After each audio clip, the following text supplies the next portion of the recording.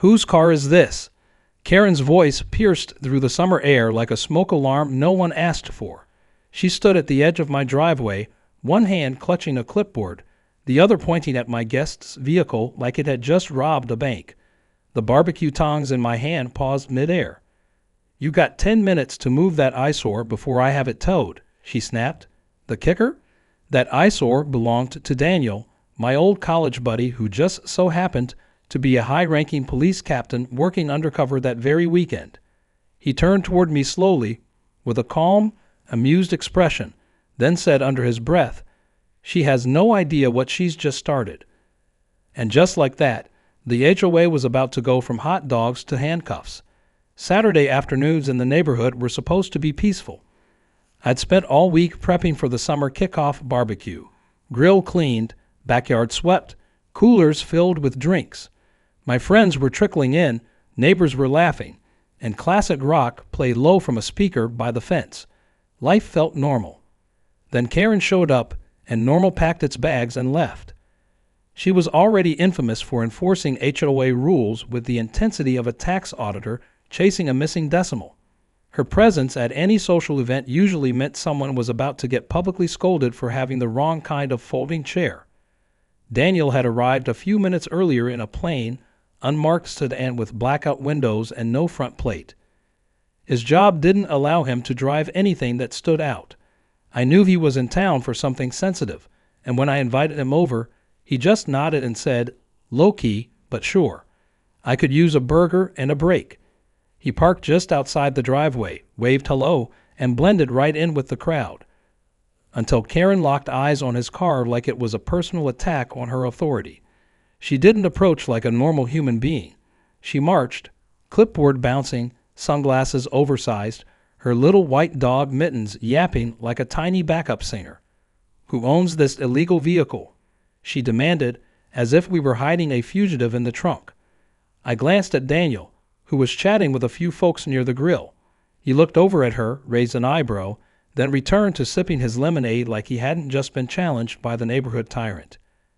Karen walked right up to me, lips pursed like she'd sucked a lemon and hated the tree it came from. "I don't care whose friend he is. That vehicle violates at least 3 HOA rules. No plate, no decal, parked too close to the mailbox. I'm calling the tow company." She was already pulling out her phone before I could say anything. I tried to explain calmly that the car was here for just a few hours and belonged to a guest. She ignored me. That's when Daniel strolled up behind her. "Ma'am," he said politely, "is there a problem with my vehicle?" Karen didn't even turn around. "Yes, sir, there is. Your car doesn't belong here. This is a private HOA-managed community, and you're not following the rules. I'm calling a tow." Still not looking at him, still yapping into her phone, Daniel glanced at me, gave a tiny smirk, and said, "Maybe we should talk about this off to the side." Karen turned, ready to blast whoever dared interrupt her shining moment of glory, and froze. Daniel was holding up a slim black wallet with an ID inside. She squinted, tried to snatch it, then recoiled when she saw what it was. No, that can't be real," she stammered. Daniel didn't flinch. "Captain Daniel Rodriguez, Metropolitan Police Department. I'm currently operating under jurisdiction with temporary federal task force privileges. This car is protected under federal protocols during undercover deployment. So no, it can't be towed." The entire backyard went dead silent. Someone dropped a paper plate. Mittens barked once, confused. Karen blinked hard. "That's not funny. You could get in serious trouble for impersonating an officer." Daniel raised an eyebrow. "You can get in serious trouble for interfering with an undercover operation." She turned bright red and walked away without another word, but not before snapping a photo of the car and calling someone anyway. 10 minutes later, we all watched as a tow truck rounded the corner. Daniel didn't look surprised. He simply set down his drink and walked toward it calmly. The tow driver stepped out, scratching his neck, clearly uncomfortable. "Some lady called this in," he said, pointing to Karen, who stood smugly at the curb with arms crossed, like she just personally saved the neighborhood from terrorism. Daniel kept things polite but firm. He asked for the tow driver's name, company, dispatch authorization, and order number. The guy fumbled through a clipboard but couldn't find any valid paperwork. Daniel gave him a minute, then pulled out a second ID card, this one with a gold seal. You're attempting to seize a federal asset in active deployment. Do you want to rethink that? The driver backed off so fast he nearly tripped over his own chains. Karen rushed in again, furious. You can't just. This isn't a government lot. This is my neighborhood. I run this place. Daniel looked at her, dead calm. Ma'am, if you approach me again without lawful cause, I'll be forced to detain you for obstruction. Everyone gasped. Mittens whimpered. I was half worried she tried to slap him with the clipboard. Karen finally backed off, glaring at all of us like we were the ones breaking rules. You'll all be hearing from the HOA about this, she hissed before retreating. I turned to Daniel. You good? He laughed softly. I've seen worse, but I think it's time I made a few calls. As he stepped aside and dialed his department, I watched Karen pacing up and down the sidewalk like a furious rooster guarding her invisible territory. She had no idea that the next few hours were going to expose her shady practices, and every fake rule she ever tried to enforce, all because she picked a fight with the one guy she should have left alone, and the night was just getting started. Karen didn't retreat quietly. While the rest of us returned to our burgers and laughter, she remained on the sidewalk, pacing with her phone pressed to her ear and a thundercloud on her face. She wasn't finished, not by a long shot. Her pride had been bruised in front of a full backyard of neighbors, and there was nothing more dangerous than Karen with a wounded ego and a freshly charged phone. Within minutes, she started barking into her phone, name-dropping HOA bylaws like she was reading out sections of the Constitution. Her voice carried across the yard, each phrase louder than the last. Code 9.2, Unauthorized Vehicles. Code 11.1, Guest Registration, Emergency Board Protocol. Yes, I'm invoking it. I turned to Daniel, who was now seated in a lounge chair, sipping iced tea like he was watching a backyard soap opera. Is emergency board protocol a real thing? I asked. He shrugged. If it is, it sounds ridiculous enough to belong to her. By the time we finished our second round of burgers, Karen had mobilized what she called a special task force. It consisted of her, a nervous neighbor named Gary who looked like he had been guilt-tripped into helping, and the ever-present Mittens, who now wore a tiny red vest labeled HOA mascot. She marched up and down the curb with purpose, occasionally handing Gary laminated violation notices while whispering things only he could hear.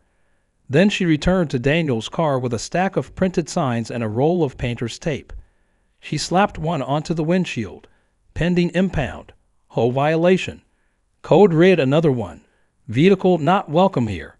It felt like a protest in miniature, and no one was taking it seriously except Karen. Daniel walked up slowly, glanced at the signs, and said, Well, at least she's creative. I was trying to pull the painter's tape off the windshield when Karen screamed from the sidewalk. Touch that, and it's tampering with official HOA enforcement property. Daniel raised his brow. You do realize this tape and paper don't mean anything legally, right? Karen crossed her arms. You're obstructing community order. We are allowed to manage threats. Threats? I asked, my tone sharp. You're calling a guest's car a threat. It has no plate, she snapped, and it's clearly suspicious. That's when Daniel, without saying a word, pulled out his phone again. This time he didn't step aside. He stood directly in front of her, dialed, and said, Hey, dispatch, this is Captain Rodriguez. I need you to verify a tow request I received from a civilian attempting to remove a classified vehicle from an active surveillance location. Karen's eyes went wide. I didn't. What? Classified surveillance. Daniel continued as if she hadn't spoken. Yes, I'm sending the address now. Also, request a field unit. We may need to debrief a civilian on interfering with protected assets. Karen started to visibly panic. I didn't know. No one told me that was a police vehicle. There's no way for me to know. I asked you if there was a problem, Daniel replied calmly, and you didn't let me finish a sentence. You decided you knew everything and tried to escalate it anyway. You called a tow truck on a car you knew nothing about. Karen opened her mouth to argue, but no words came out. Then Gary, the poor man who had been pulled into her scheme, quietly returned the laminated papers to her without a word and walked off toward his house. Karen turned to Mittens like the dog was her last remaining ally. Mittens simply yawned. Still determined to regain control, Karen fumbled with her phone and called someone new. "Yes, Larry? This is Karen from Willow Ridge HOA. I need the contracted tow service." "No, not the last guy. I want Kyle." "Tell Kyle it's urgent. Tell him I said so." Then she turned and barked at Daniel again. "Even if you're law enforcement, you're still on private property, and we have authority here. You're not above our rules." Daniel didn't bother replying. He just sat back down, crossed his legs, and said, "Let her dig." 10 minutes later, another tow truck rolled up, this one newer and shinier, with the name Kyle stitched onto the driver's vest. Karen lit up like a Christmas tree. "Kyle, this is the vehicle. I need it removed immediately. Just drag it out if you have to." Kyle looked over the car, then at Daniel. "Is this your vehicle?" Daniel stood it up. "Yes, it's a police vehicle operating under federal protocols. If you touch it, I'll have to report the seizure to Internal Affairs, and you'll be violating state and federal impound restrictions." Kyle blinked. "Wait, are you a cop?"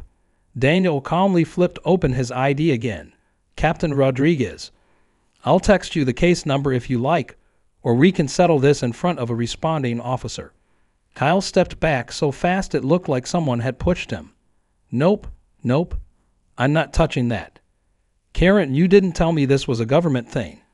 Karen's face twisted. "It's not. He's lying.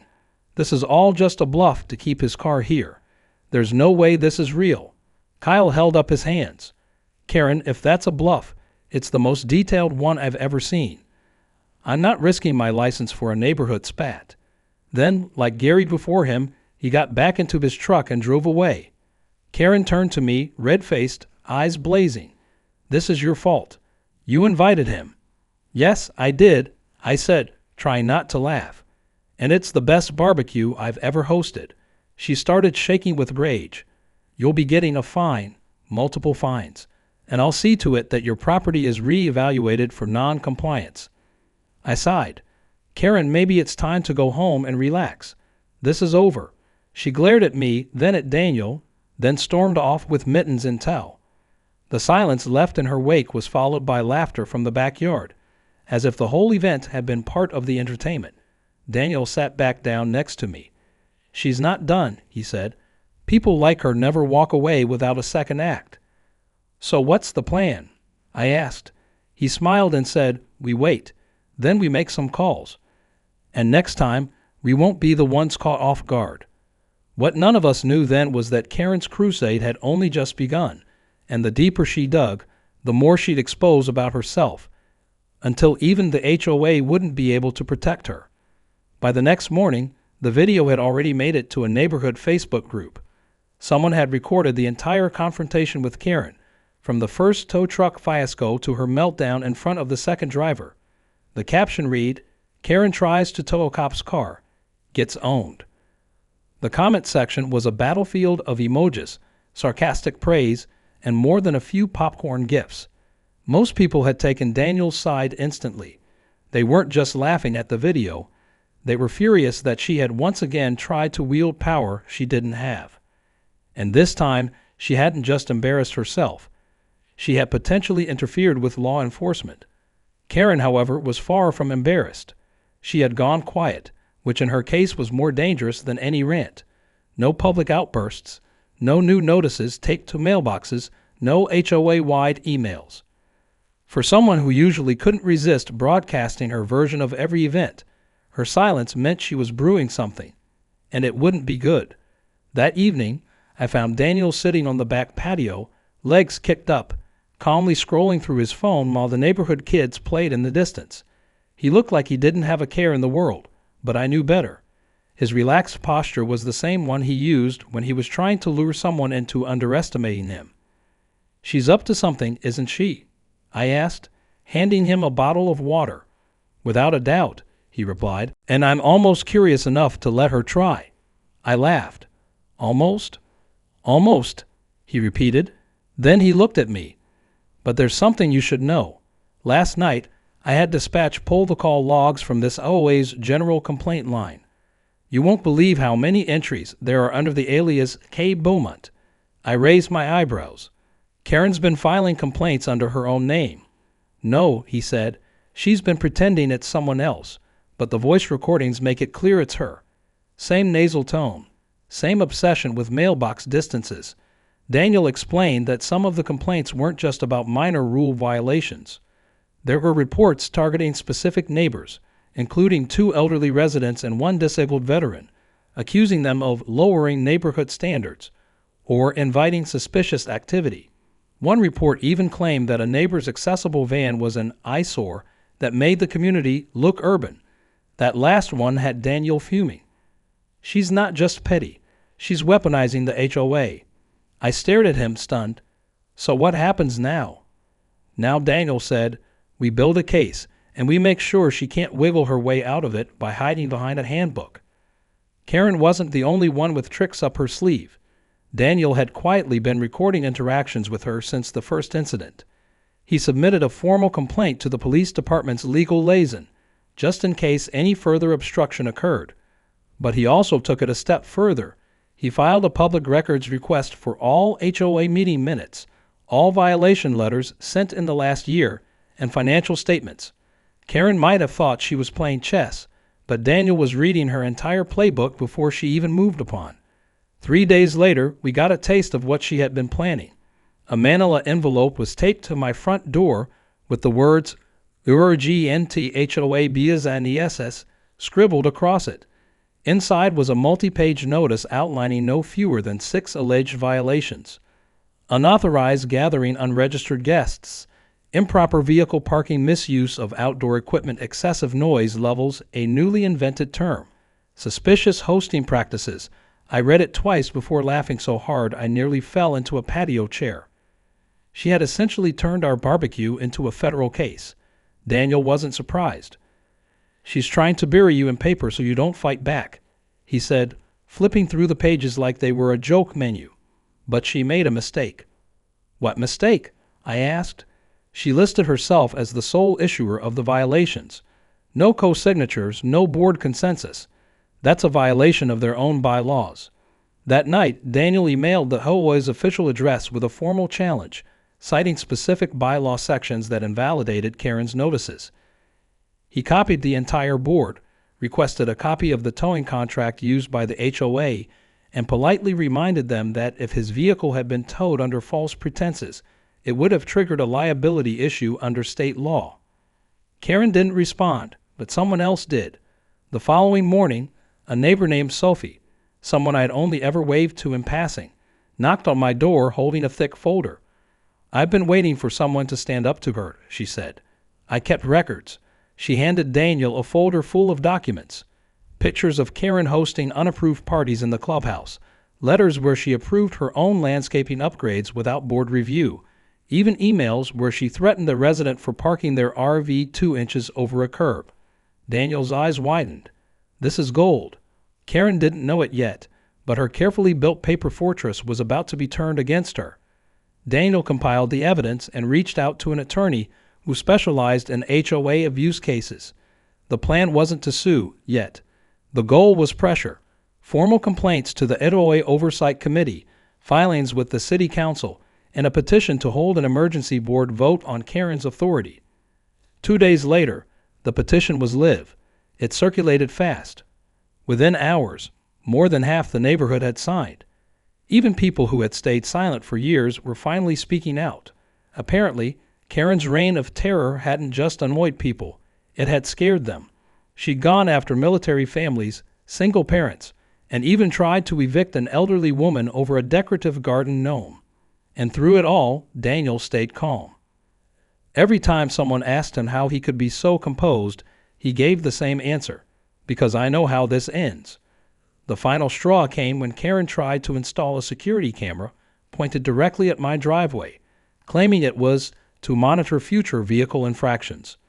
Daniel caught her in the act and confronted her, this time with his badge fully visible and a body cam turned on. She sputtered, shouted something about community integrity, and ran back to her car. The footage joined the growing collection in Daniel's folder. The tide had turned, and everyone could feel it. Karen was unraveling, and the web she'd spun around the neighborhood was tearing apart one thread at a time. What began as a petty overreaction to a parked car was evolving into something bigger. The neighborhood wasn't just fighting Karen. They were waking up to the fact that they'd been under siege for years. And with Daniel leading the charge, they were finally ready to take their neighborhood back. Karen was nowhere to be seen for the next 48 hours, which was more alarming than any of her clipboard-waving tirades. No door-to-door patrols, no laminated notices zip-tied to fences, not even her usual morning jog with mittens down the middle of the street like she owned the pavement.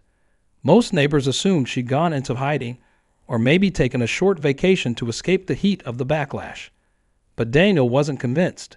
He said people like her didn't retreat unless they were strategizing a comeback. And sure enough, on the third day, her front lawn exploded with activity. 2 men arrived early in the morning with ladders, tool belts, and several large boxes labeled Secure Tech Monitoring System. They worked silently, installing what looked like industrial-grade surveillance cameras across Karen's property. One on the roof, one above the garage, another tucked into a decorative birdhouse facing the street. Neighbors peeked out from their curtains. Kids stopped on their bikes to whisper. Someone even texted Daniel a blurry photo of Karen standing at her door, directing the men with a smug look like she was orchestrating a spy operation.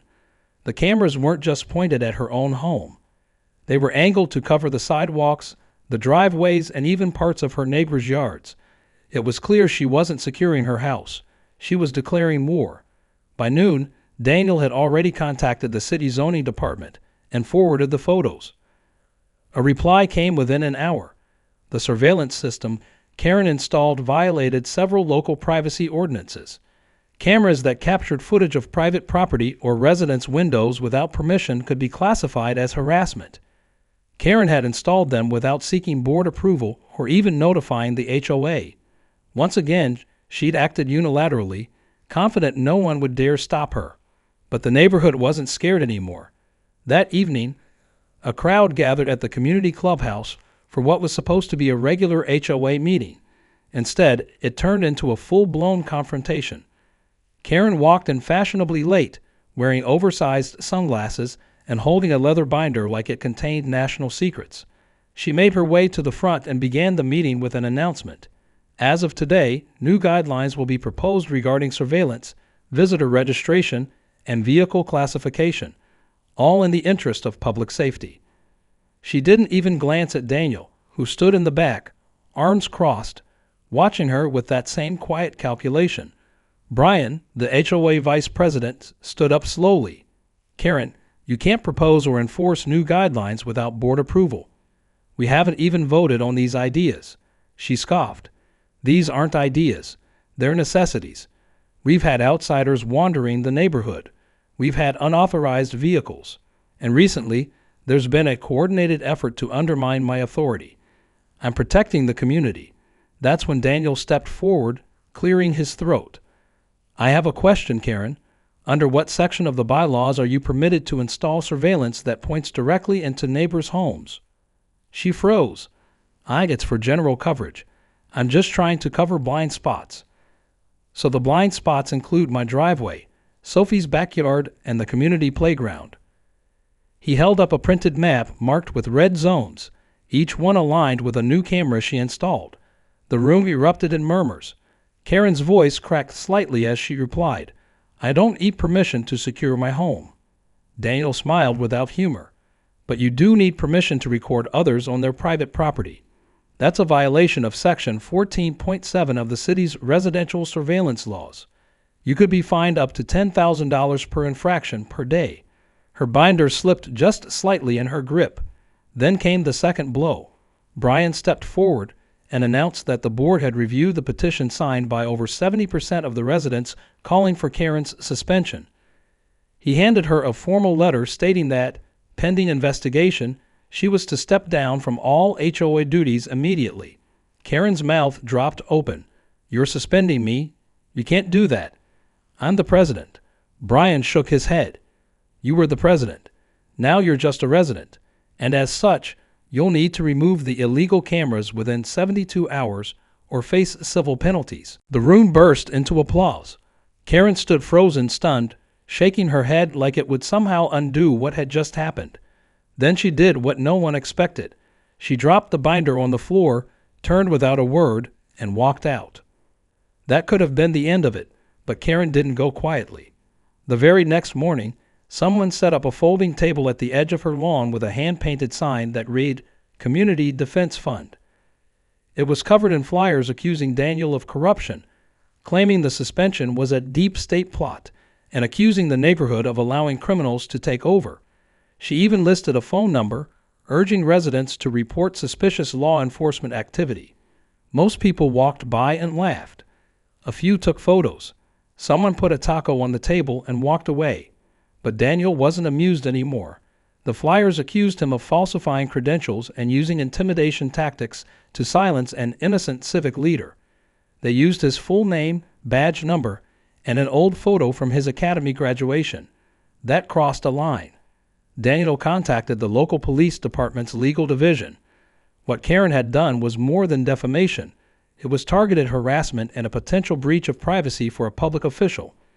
Within hours, Karen received a cease and desist order, hand-delivered by a city marshal.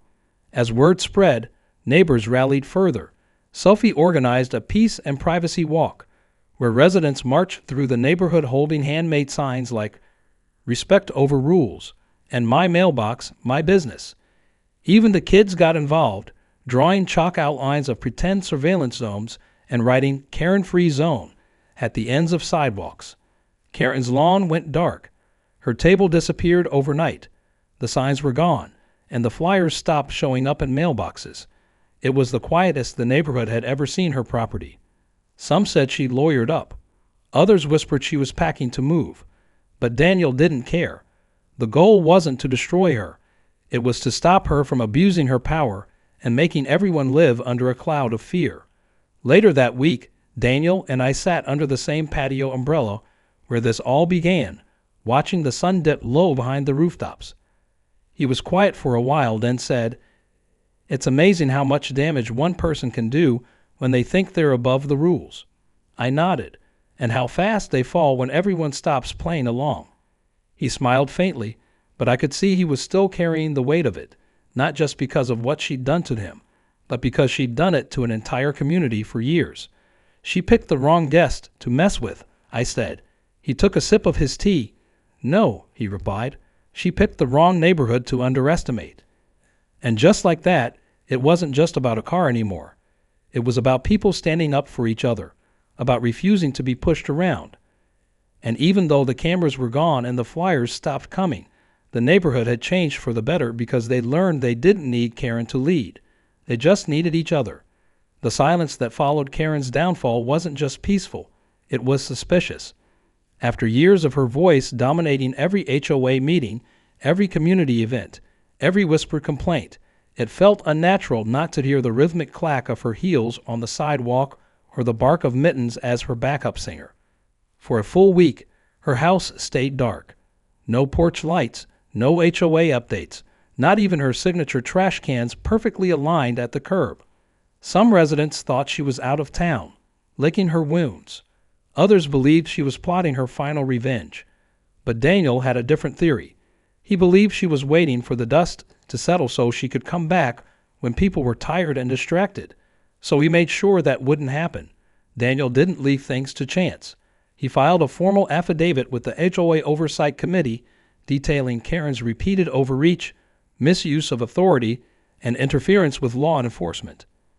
He attached photos, video footage, audio clips, and the now infamous flyer with his personal information. Everything was documented and dated, but he wasn't just interested in burying her legally. He wanted the neighborhood to remain vigilant. So he proposed something revolutionary for our HOA: transparency. Within a month, the entire structure of the HOA had changed. Brian was elected as interim president and immediately introduced policies that required all decisions to be made in open meetings with recorded minutes. Every violation had to be reviewed by at least 3 board members before being issued. All HOA funds and expenditures were published online. The community was finally running like a community again, not like a kingdom under a tyrant's rule. To celebrate, Brian and Suffy organized a neighborhood gathering. Less of a formal event, more of a grassroots potluck that felt like a reunion. Tables lined the cul-de-sac. Kids drew murals in chalk. Neighbors who once barely waved were now sitting side by side, eating casserole off paper plates and swapping Karen horror stories. It wasn't just a party. It was a declaration that the neighborhood had taken back its soul. Daniel showed up late, wearing jeans and a police department hoodie, not looking like the officer who quietly dismantled a petty tyrant, but like a regular guy with a good appetite and a calm smile. When people saw him, they clapped. Some even stood. It was spontaneous, genuine, and Daniel looked honestly surprised. "I didn't do anything special," he said with a shrug. "You all just needed a push, but we knew better." He had done something none of us dared to do for years. He stood up to Karen and made it stick. That night, as the sun went down and tiki torches flickered to life, someone wheeled out a cake that read, "Welcome to Karen-Free Living." The room exploded in laughter, and even Daniel cracked up. Brian raised a glass of soda and gave a short speech, thanking everyone for coming together, for standing up, for showing that a neighborhood is more than fences and bylaws. It's people, it's courage, it's knowing when enough is enough.